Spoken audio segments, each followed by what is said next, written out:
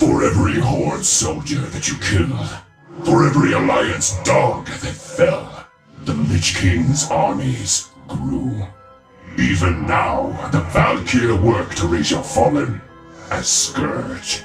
Things are about to get much worse. Come, taste the power that the Lich King has bestowed upon me. Deathbringer Saurfang is the 4th boss in ICC. This boss requires 2 tanks. There are a number of mechanics that you need to watch out during this boss, but his main mechanic is blood power, which he will gain points by dealing damage to the raid with certain abilities.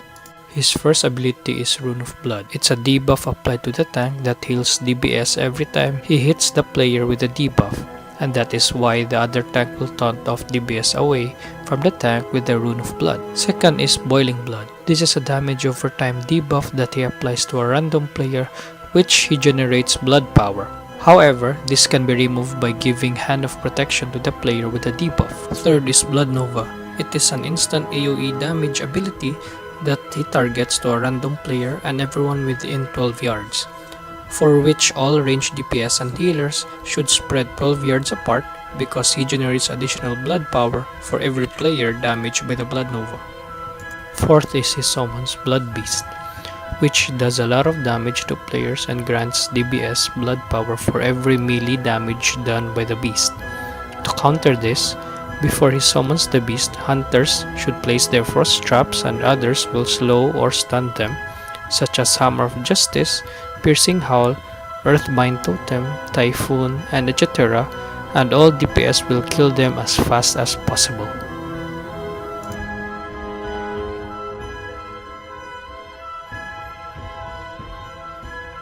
Lastly, once DBS reaches 100 blood power, he casts Mark of the Fallen Champion to a random player, which deals physical damage to that player every time DBS does a melee attack. And if the player with a debuff dies, DBS heals 20% of his HP, so healers need to heal those players with the mark. Please note that upon casting, this can be dodged by certain abilities such as Shadow Melt.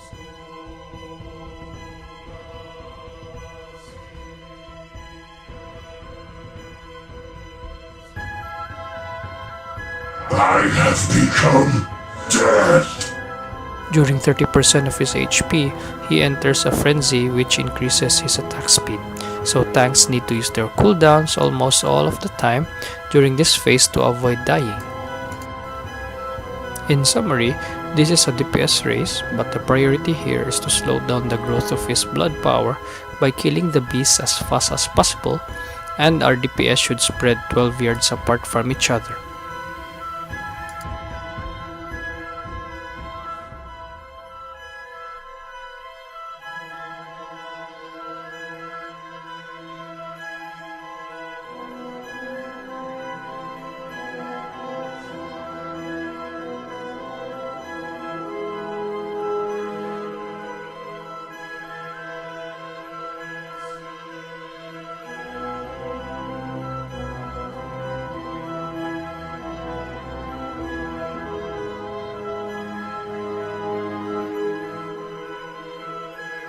I